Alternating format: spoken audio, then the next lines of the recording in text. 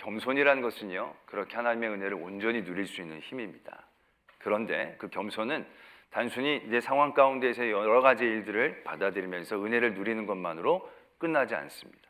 겸손은요, 우리에게 대단한 능력과 힘을 주는 것을 오늘 말씀은 우리에게 가르쳐주고 계시지요. 1절의 말씀이 이렇게 적혀져 있습니다. 여호와의 다윗을 위하여 그의 모든 겸손을 기억하소서, 이렇게 고백하고 있습니다. 우리 개역 개정 이전에 번역된 성경, 우리가 쓰던 성경에는 그의 고난을 기억하소서 이렇게 적혀져 있습니다. 그 원어적인 게 다양한 의미들을 갖고 있는데 이번에 개역이 개정이 되면서 겸손이라는 표현으로 바뀌었습니다. 근데 저는 이 표현이 저희들에게 더 적합하다라는 생각들을 하게 됩니다. 그러면서 그 다윗의 기억해 주기를 원하시는 겸손의 모습이 어떤 모습인가가 그 밑에 적혀져 있습니다. 그가 여호와께 맹세하며 야곱의 전능자에게 서원하기를 내가 내 장막 집에 들어가지 아니하며 내 침상에 오르지 아니하고 내 눈으로 잠들게 하지 아니하며 내 눈꺼풀로 졸게 하지 아니하기를 여호와의 처소 곧 야곱의 전능자의 성막을 발견하기까지 하리라 하였나이다 라고 적고 있습니다. 읽은 그대로 내가 여호와의 성막을 발견하기까지는 장막에도 들어가지 않고 침대에도 오르지 않고 잠도 자지 않겠습니다. 그런 서원을 하고 있다라는 것입니다. 여러분들의 삶의 자리에서 과연 이러한 것들을 서원하면서 간절히 요구했던 상황들이 있으십니까? 하나님, 내가 이걸 이루기까지 집에 들어가지도 않겠습니다. 하나님, 이거 이루어 주시기까지 내가 잠도 안 자겠습니다. 내가 하나님 이거 이루어지기까지 밥도 안 먹겠습니다. 내가 아무도 안 만나겠습니다. 뭐 이러한 각오를 하며 하나님 앞에 서원했던 어떤 일들이 혹시 있으신지요? 다들 편하게 사셔서 그런 험악한 자리에는 안 계셔 보신 것 같은데, 여러분 만약에 그렇게 서원할 일이 있다면 그 일들은 굉장히 긴박한 일일 것입니다. 내가 이 일들이 이루어지기까지는 집에도 안 들어가겠습니다. 내가 이 일들을 이루어지기까지는 밥도 안 먹겠습니다. 잠도 안 자겠습니다. 아무도 안 만나겠습니다. 뭐 이런 일이 있다면 이건 적어도 아주 긴박한 사망의 자리에 있다거나 가족이 아주 절체절명의 위기에 있다거나 아마 이런 굉장히 긴박하고 아주 큰 문제, 감당할 수 없는 그런 큰 고통의 자리일 것입니다. 그 정도 돼야 내가 이곳 이루기까지는 이 정도 하겠습니다. 뭐 우리가 끽해봐야 아침 금식하겠습니다. 뭐 끽해봐야 새벽 기도 뭐 100일 열심히 나가겠습니다. 이 정도지 집에 안 들어가고 뭐 이런 거 별로 없잖아요. 근데 지금 다윗이 엄청난 걸 걸고 하나님 앞에 서원한다는 겁니다. 근데 그 서원의 내용이 바로 뭐냐면 자기의 안녕, 자기의 평안 이런 게 아니라는 거예요. 여호와의 장막, 그 성막을 발견하기까지는. 그러니까는 여호와의 성막을 발견하는 게 그렇게 긴박한 일일까? 이렇게 절체절명의 일이 될까? 아니 먹으면서 해도 되잖아요. 잠자고 일어나서 그 다음날 찾고 못 찾으면 또 잠자고 일어나서 그 다음날 찾아도 되는 일처럼 느껴지잖아요. 그런데 오늘 이 다윗은 그 일을 그 정도로 여기고 있지 않다는 겁니다. 주의 장막을 찾는 일이 그의 삶의 어떤 일보다도 간절한 일이 되어진다는 거죠.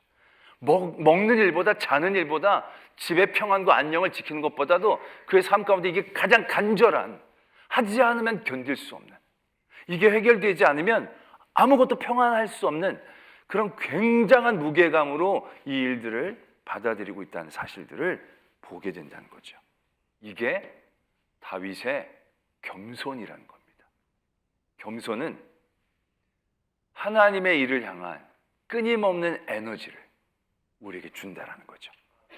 겸손은 단순히 나를 낮춰서 어려운 상황 가운데서도 주신 은혜를 깨닫는 이 정도가 아니라 그 일들을 뛰어넘어 하나님의 일들을 향하여 멈출 수 없는 갈망과 열정을 주게 되는 것, 거기까지가 하나님이 우리에게 요구하시는 겸손의 내용이라는 것을 깨달아야 한다는 것이죠. 다윗은 그러한 겸손의 모습들을 가지고 있었다는 것입니다. 다윗이 처음엔 유대 지파의 왕이었어요. 그러다가 나중에 12지파의 왕으로 추대가 되어집니다.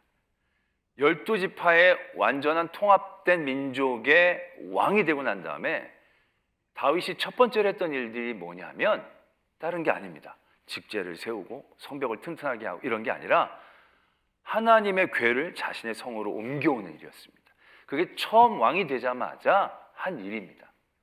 그 하나님의 성궤를 자신의 성으로 옮겨오는 것에 대해서 여러분들은 지금 다윗이 믿음이 좋으니까 하나님의 성궤를 자기의 성에 갖고 오고 싶은 건 너무 당연한 수순이 아닐까라고 생각하지만, 여러분들 그 이전에 이 성궤에 대한 히스토리를 안다면 다윗의 이런 일들이 굉장히 쉽지 않은 일임을 알게 되실 겁니다. 왜냐하면 다윗이 성궤를 모셔오기 전에 70년 전에 어떤 일들이 있었느냐 하면 엘리 사사 시대에 블레셋과 전투를 하게 되어지는데, 이스라엘 백성들이 자기가 좀 불리하니까 성막을 그 전쟁에 가지고 옵니다. 그런데 그 전쟁에서 엄청난 패배를 경험하게 됩니다. 거의 몇만 명이 죽고요, 실로가 쑥대밭이 됩니다. 그리고 성궤까지 빼앗기게 되어지죠. 그리고 이 블레셋 사람들이 성궤를 자신의 신전 다곤 신전에 모셔두게 됩니다. 그랬더니 다곤 신성이 무너지게 되고 그 성궤가 있는 블레셋 땅에 전염병이 돌고 막 독종이 돌고 견딜 수가 없는 거예요. 그래서 결국 이 블레셋 사람들이 하나님의 성궤를 토해냅니다. 소에 성궤를 실어다가 유대 땅으로 보내는 거죠. 그 성궤가 벳세메스 땅에 도착하게 됩니다. 그때 벳세메스에 있는 사람들이 그 성궤를 들여다보자 엄청난 재앙이 일어납니다. 많은 사람들이 죽게 되어지죠. 두려워집니다. 그래서 거기 있는 사람들이 기럇 여야림에 있는 사람들에게 도움을 청합니다. 아마 그곳에 레위인들이 살고 있었던 것 같습니다. 이 성궤를 좀 가져가다오. 우리가 감히 이 성궤를 감당할 수가 없다. 그래서 기럇 여야림 사람들이 내려와서 그 성궤를 모시고 아비나답이라는 사람의 집에 성궤를 보관하게 됩니다. 그 전까지 성궤는 실로에 장막에 있었어요. 근데 실로가 쑥대밭이 되면서 이 성궤가 가 있을 곳이 없었던 것 같습니다. 그 성궤가 장막에 있었을 때는 그 앞에서 사람들이 제사도 드리고 예배도 드렸어요. 근데 그런 모든 터가 없어지고 나서 성궤 하나만 달랑 이 블레셋 사람들에게 또다시 빼앗기지 않기 위해서 산속 동네에 보관하게 되어진다는 거죠. 그리고 나서 사람들에게 이 성궤가 잊혀집니다. 그 전에 성궤는 그들에겐 굉장한, 말하자면 성물이었죠. 거룩한 것이었어요. 근데 성궤를 끌고 들어간 전쟁에서도 엄청나게 패배한 거예요. 그리고 성궤를 잘못 만졌더니 엄청난 사람이 죽게 되는 거예요. 이 성궤는 그들에게 어떻게 보면 약간 두렵고 터부시 되어지는 존재로 잊혀져 가기 시작했다는 거죠. 70년 동안 성궤에 대한 얘기가 나오지를 않아요. 딱 한 번 나오는데 언제 나오냐면 사울 왕이 또 블레셋하고 전쟁을 하다가 블레셋 진영에서 소동이 일어나는 거예요. 요나단이 그 진영에 들어가서 그 진영을 흐트러 놓는 거죠. 사울이 야 이거 해볼 만하다 이 싸움. 그래서 제사장에게 성궤 좀 찾아가지고 가지고 오라고 명령을 내립니다. 그런 가운데 블레셋 진영의 소동이 더 커지니까 사울 왕이 성궤 없이도 우리가 이길 수 있겠다. 그래서 제사장에게 그만둬라.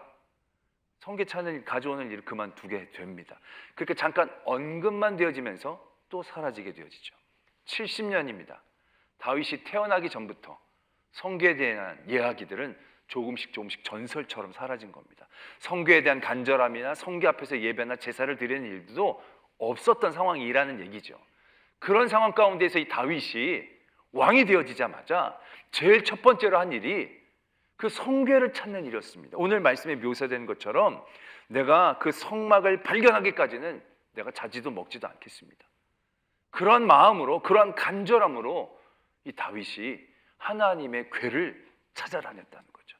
그리고 그 궤를 모셔오기 위해 안간힘을 쓰죠. 수없이 많은 사람을 동원합니다. 언제 또 블레셋이 쳐들어올지도 모르는데 수만 명을 그 성궤를 운반하는 데 동원하고 엄청난 물질을 쏟아붓습니다. 성궤가 들어오는 그때 엄청난 잔치를 베풀어서 거기 있는 백성들에게 먹을 것을 마구 나눠주게 되어지는 아주 기쁨의 잔치의 얘기가 사무엘 하 6장에 적혀져 있지요. 그만큼 하나님의 궤를 향한 열심이 있었다는 거예요. 이 열심의 시작이 뭐냐? 다른 게 아니라는 거예요. 겸손이라는 거예요. 다윗이 하나님 앞에 자기를 한참 낮출 때 그 낮춤은 그냥 자기를 낮춤으로 끝나는 것이 아니라 그 높은 하나님을 향한 끊임없는 에너지로 그 다윗을 이끌어가게 했다라는 것입니다. 사무엘하에 괴가 들어오고 난 다음에 사무엘하 7장에 바로 어떤 사건이 이어지느냐 하면요, 여호와께서 주변의 원수들을 다 무찌르고 다윗으로 하여금 그 궁에 평안하게 거하게 하실 때에 다윗이 아주 창조적인 생각을 해내죠. 제가 이 대목을 읽을 때마다 참 놀라운 것은요, 아까 그 괴를 찾아 자기 성으로 데려온 것과 마찬가지의 창조적인 일들을 이 다윗이 하고 있다는 겁니다. 왜요? 처음부터 하나님의 괴는 태초는 아니고 광야에 있을 때부터 하나님께서 성막을 짓고 그 안에 성궤를 모시게 했다는 겁니다. 그건 일종의 그들에겐 법이었어요. 그래서 성궤는 당연히 천막에 있는 거라고만 생각한 거예요. 그런 가운데 그들은 광야에선 그들에게 천막에 있었지만 그들이 나라를 세우고 나서는 다 집 짓고 살았다는 얘기죠. 근데 다윗의 마음에 그 생각이 드는 거예요. 와, 우리는 이제 광야를 지나 우리의 땅에 들어와서 이렇게 좋은 궁에 집 짓고 사는데 하나님의 괴는 계속 천막에 있는 게 말이 되느냐? 집을 지어 드려야겠다. 이건 뭐 우리가 그렇게 믿음이 좋아서 이 정도가 아니라 완전히 생각을 바꾸는, 하나님을 향하여 끊임없이 고민하고 생각하지 않으면 얻기 어려운 그런 은혜의 생각이라는 것을 우리는 분명히 아셔야 한다는 것이죠. 왕이 놀고 먹는 자리가 절대 아닙니다. 그 당시 왕은요, 사법, 입법, 행정 다 관리하는 거예요. 솔로몬 시대 때 보면 그런 얘기가 나오지 않습니까? 창녀인 여자 둘이 아이 하나를 갖고 내 아이다, 네 아이다 싸우는 일들을 왕 앞에서 재판하는 사건이 나오잖아요. 높은 사람들도 아니에요. 굉장히 그 시대에서 천대받는 사람의 재판도 왕이 해줘야 되는 거예요. 그러니까 이 왕이 전쟁도 해야 되고 행정도 해야 되고 사람 재판도 다 해줘야 되는 거예요. 그러니까 일이 어마무시하게 많은 거예요, 이 왕의 일들이. 그래서 나중에 보면 압살롬이 반역할 때도 보면 이 다윗에게 재판받으러 오는 사람들 불러다가 왕 바빠서 잘 못해줄 거라고, 내가 해줄 거라고, 그러면서 마음을 빼앗는 그 대목이 나오잖아요. 정말로 일이 많은 거예요. 그런데 평안의 궁에 거니는 게 평안의 궁에 거니는 게 아니에요. 걸으면서도 끊임없이 생각하고 끊임없이 고민해야 될 그런 자리라는 거죠. 근데 거기에서 다윗이 하고 있는 생각, 품고 있는 마음은 뭐냐면, 나는 이렇게 편안하게 사는데 하나님의 괴는 저렇게 장막에 있구나, 이런 생각을 하고 있다는 것이죠. 여러분들의 삶의 자리에서 하나님에 대한 마음, 하나님에 대한 생각을 얼마만큼 하고 계십니까? 오늘 말씀에 보면 하나님, 이런 다윗의 모든 겸손을 기억하소서, 이제 이렇게 얘기가 시작이 되잖아요. 한마디로 이거예요. 하나님, 다윗이 이렇게 잘한 것 좀 하나님께서 꼭 기억해 달라라고 얘기하고 있습니다. 여러분은 하나님 앞에 나갈 때, 하나님, 내가 이거 잘한 것 좀 생각해 주시면 안 됩니까? 뭐 그런 대목이 있죠? 없어요?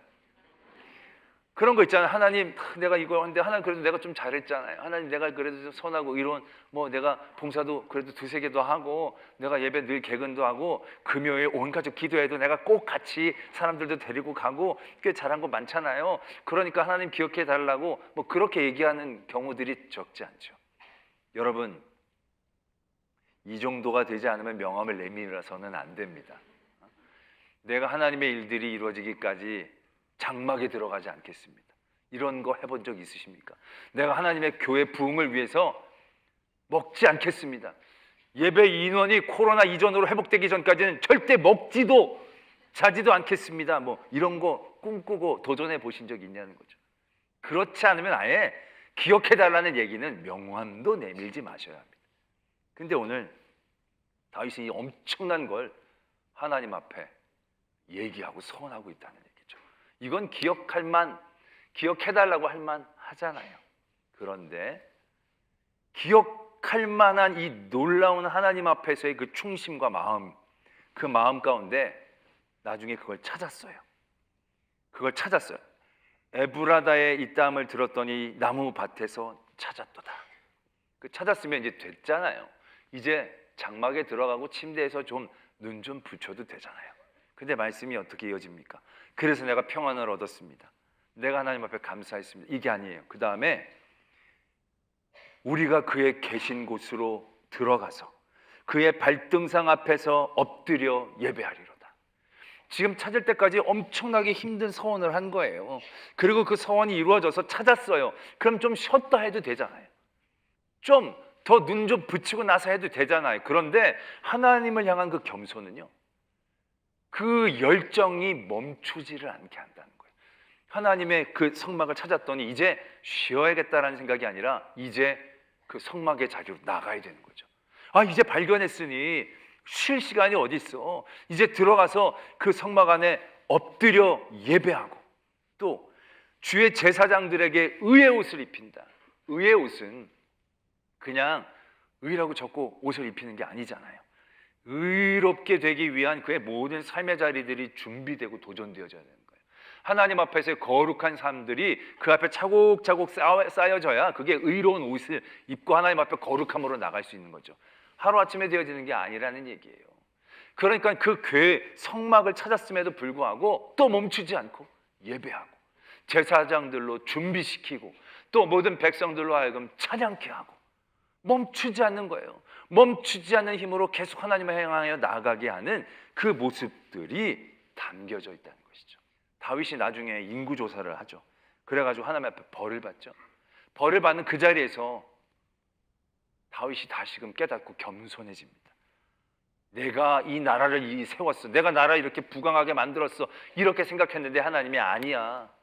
그래서 그 다윗을 겸손하게 만들어 주셨을 때 다윗이 기가 죽어가지고 내가 괜히 까불어가지고 혼났네. 나 때문에 많은 사람 죽었네. 아유, 난 아무것도 아니네. 뭐 이렇게 하면 절망한 게 아니에요. 역대하 22장에 보면 그러한 일 이후에 다윗이 어떠한 일들을 벌이느냐면 성전을 짓는 준비를 시작해요. 그 전까지는 안 했는데 그 하나님 앞에 매맞고 겸손해지는 그 자리에서 다윗은 무엇인가 할 수 있는 소망을 얻은 거예요. 또다시 하나님의 일들을 향한 갈망을 얻은 거예요. 그래서 그 뒤로 보면요, 다윗이 석공들을 불러다가 돌을 깎아 돌을 준비를 다 해놔요. 두로에서 백향목을 엄청나게 많이 수입을 해와요. 철을 구해서 못을 만들어 성전을 짓는 재료 준비들을 다 해요. 재료 준비만 하는 게 아니에요. 다윗이 그때부터 성전에 대한 설계도를 그려요. 그 안에 하나님이 주신 감동으로 설계도를 그리는 거예요. 자기가 지을 것도 아닌데 자기가 속으로는 벌써 수백 번 짓는 거예요. 날마다 성전을 세우는 거예요. 설계를 한다는 것 자체가 그 일들을 꿈꾼다는 얘기잖아요. 그러면서 그것으로 끝나는 게 아니에요. 레위인들을 다 모아다가 제사장의 반열을 정하고, 성전 문지기의 집제를 만들고, 성전 곡간지기를 만들고, 찬양대를 만들어요. 아직 성전은 짓지도 않았는데 곡간지기 문지기를 먼저 세우는 거예요. 그럼 지금 그 마음은요, 지금 이미 성전에 살고 있는 거예요. 그러한 하나님을 향한 열심, 그러한 열심이 하나님 앞에 매맞고 겸손해진 그 다음부터, 그 건강한 겸손함으로부터 도전되었다는 사실들을 우리는 발견해야 한다는 것이죠. 그래서 건강한 겸손은요, 우리로 하나님께 더 나아가게 하는 거예요. 궤를 모셔오면 거기서 끝나는 게 아니라 성전을 짓고 싶어요. 성전을 짓지 못하게 하면 거기서 끝나는 게 아니라 성전을 지을 준비를 끊임없이 하게 하는 힘. 1차만 다니고 내가 많이 전도했다 이만하면 충분하다가 아니라 2차 전도 여행을 또 나가고, 2차만으로 만족하지 못해 3차로 또 나가고, 죽는 길까지도 전도할 수 있게 되어지는 것, 그것이 하나님 앞에 겸손함을 가졌을 때 우리에게 주어지는 힘이에요. 의무가 아니라. 이 정도 되면 다들 그 겸손 힘인 것 같지만 굉장히 위험해 보이기도 하는군요. 끝도 없이 빨아먹겠다는 것도 아니고, 끝도 없이 하나님의 일들 가운데 이게 폭주하는 기관차처럼 나가게 하는 그런 거 아닙니까? 괜히 가졌다간 정말 밑도 끝도 없이 내가 해야겠네 라고 두려워하는 마음을 갖는 분들도 계실 거예요. 여러분, 그 엄청난 손해입니다. 우리가 이 하나님을 향한 이 건강한 겸손이 하나님으로 향하여 나가는 힘을 주고요, 이 힘은 하나님의 은혜를 온전히 깨닫게 해주는 지혜가 되는 거예요. 무슨 말씀이냐면, 이제 시편 132편에서 그러한 서원을 하고 성막을 해서 그 성막을 발견하고 또 가서 열심히 의의 옷을 입히고 막 이런 외치는 일들을 계속합니다. 멈추지 않고.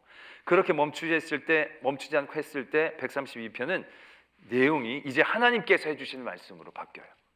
그러면 하나님이 어떤 말씀을 주시느냐면 13절에서부터 보면 여호와께서 시온을 택하시고 자기 거처를 삼고자 하여 이르시기를 이는 내가 영원히 쉴 곳이라 내가 여기 거주할 것은 이를 원하였음이로다.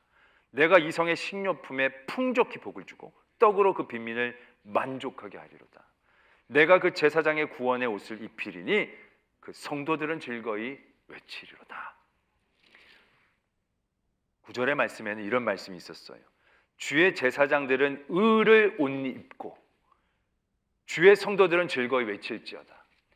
우리가 겸손함으로 하나님 앞에 나가는 에너지가 있을 때 우리가 의의 옷을 입는 거예요.